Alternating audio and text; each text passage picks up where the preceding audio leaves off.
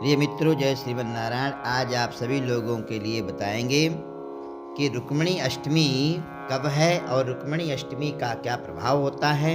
रुक्मिणी अष्टमी का कुछ लोग व्रत करते हैं या नत रखते हैं।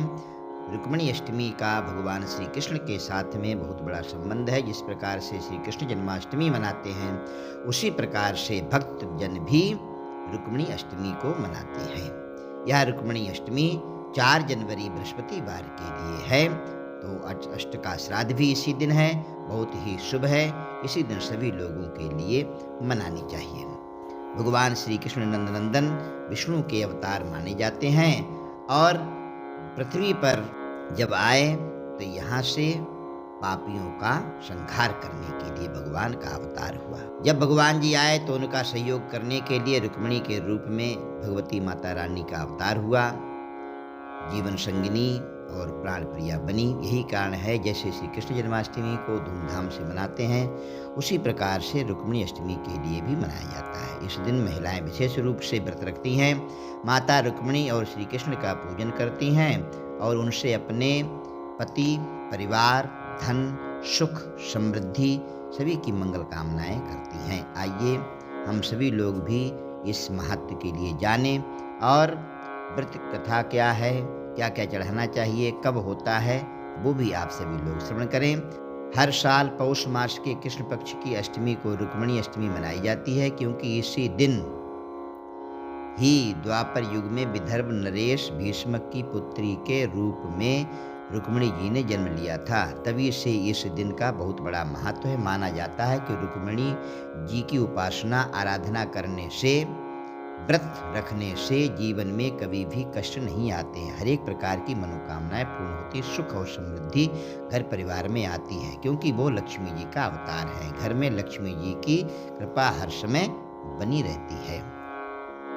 रुक्मिणी अष्टमी के दिन ब्रह्म मुहूर्त में उठ करके महिलाओं को स्नान करना चाहिए, साफ वस्त्र पहनने चाहिए। इसके बाद में भगवान सत्यनारायण, पीपल और तुलसी को अर्घ देना चाहिए। ऐसा माना जाता है कि पीपल में भगवान विष्णु और तुलसी माता में लक्ष्मी जी का वास है, इसीलिए पीपल और तुलसी को अर्घ देने का बहुत बड़ा महत्व होता है। अर्घ देने के बाद में घर के मंदिर में गंगा जल का छिड़काव करके एक चौकी स्थापित करें और इस पर लाल रंग का कपड़ा बिछाएं। चौकी पर सबसे पहले भगवान गणेश की स्थापना करें, फिर श्री कृष्ण और माता रुक्मिणी की मूर्ति स्थापित करें। चौकी के एक तरफ साफ जल भर करके मिट्टी का कलश रखें, उसके ऊपर आम या अशोक के पत्ते रखें, फिर एक नारियल रख दें। उसके बाद में पूजन शुरू करें। सबसे पहले गणेश जी का पूजन किया जाता है। कोई भी कार्य हो, विघ्न हंता है, विघ्न विनाशन है।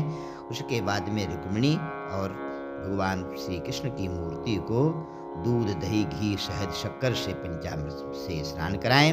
ओम श्री रुक्मिणी सहिताय श्री कृष्णाय पूर्ण परब्रह्मणे नमः, इस मंत्र का जाप कर सकते हैं। इसके बाद में देवी रुक्मिणी को फल, फूल, रोली, मोली, चावल, सुपारी, लौंग, इलायची, अक्षत, चंदन, धूप, दीप अर्पित करें। गाय का पूजन करें और गाय के दूध से ही बनी हुई चीज़ों का प्रयोग करें। गाय का घी सबसे शुद्ध माना जाता है, इसलिए दीपक भी गाय के घी से ही जलाएं। पूजा के दौरान श्री कृष्ण को पीले रंग के वस्त्र और रुक्मिणी जी को लाल वस्त्रों से आच्छादित करें, अलंकार करें उनका। इसके उपरांत रुक्मिणी अष्टमी व्रत कथा श्रवण करें और आरती करें। भोग के तौर पर खीर चढ़ाएं, ताजे फल, मिठाई, लड्डू, मिश्री, तुलसी के पत्ते, फल भी शामिल करें। बाद में सभी को प्रसाद वितरण करें। आखिर में गौ माता को भोजन कराएं और स्वयं भी भोजन करें। इस तरह व्रत करना चाहिए। और व्रत करने के बाद में खोलने की भी यही विधि है कि गाय को, ब्राह्मणों को भोजन कराने के बाद स्वयं भोजन करें। अब आप सभी लोग कथा श्रवण करें। विदर्भ देश के राजा और रुक्मिणी जी के पिता भीष्मक बड़े ही तेजस्वी और सद्गुणी राजा थे। वो अपनी बेटी रुक्मिणी को बहुत अधिक प्रेम करते। जैसे जैसे रुक्मिणी बड़ी होने लगी, राजा भीष्मक को उनके विवाह की चिंता होने लगी।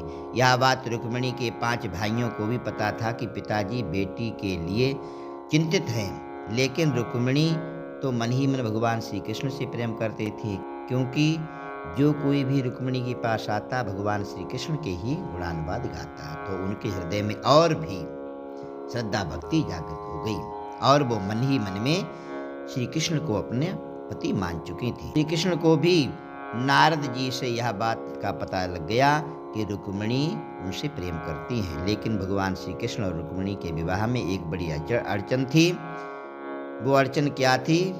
रुक्मिणी का बड़ा भाई रुक्मी भगवान श्री कृष्ण को अपना शत्रु मानता था और वह बिल्कुल भी इस विवाह के पक्ष में नहीं था। कृष्ण के बजाय रुक्मिणी का विवाह चेदी वंश के राजा और श्री कृष्ण की बुआ के बेटे शिशुपाल से करना चाहता था। दरअसल शिशुपाल भी श्री कृष्ण को अपना शत्रु ही मानता था। इसी कारण शिशुपाल और रुक्मी के बीच में मित्रता थी। रुक्मी ने किसी तरह से अपने पिता को रुक्मिणी का विवाह शिशुपाल से करने के लिए राजी कर लिया। विवाह का दिन भी तय कर लिया गया था, लेकिन रुक्मिणी को यह विवाह मंजूर नहीं था। उन्होंने भगवान श्री कृष्ण को अपना संदेह भेजा कि वो उनसे विवाह करना चाहती हैं।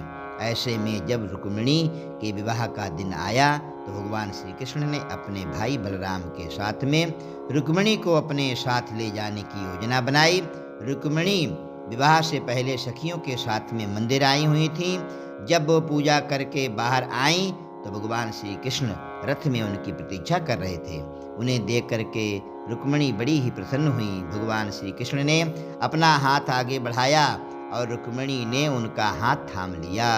श्री कृष्ण ने रुक्मिणी को रथ में बैठाया और शंख बजा दिया। इसे सुनकर के रुक्मी और शिशुपाल हैरान हो गए। जब रुक्मी ने देखा कि श्री कृष्ण रुक्मिणी को अपने साथ ले जा रहे हैं, उनसे युद्ध करने के लिए आ गया। इस युद्ध में रुक्मी की हार हुई। बाद में श्री कृष्ण और रुक्मिणी का विवाह द्वारिका में संपन्न हुआ। कुछ वर्ष के बाद में उनका एक पुत्र हुआ जिसका नाम प्रद्युम्न था, जिन्हें कामदेव का अवतार भी माना गया है। रुक्मिणी और श्री कृष्ण के बेटे प्रद्युम्न की भी पूजा होती है। जो इस कथा को श्रवण करता है उसके घर में संतति सुंदर होगी, कामदेव के समान सुंदर होगी और सुख समृद्धि बढ़ेगी। भगवान श्री कृष्ण और माता रुक्मिणी की दोनों की ही कृपा उनके ऊपर रहेगी। छायायां पारिजातस्य हेम सिंहासनोपरि आसीन मम्बुदश्याम मायताक्षामलंकृतं चंद्राननं चतुर्बाहुं श्रीवत्सांकितवक्षसं रुक्मिणी सत्यभामाभ्यां सहितं कृष्णमाश्रये।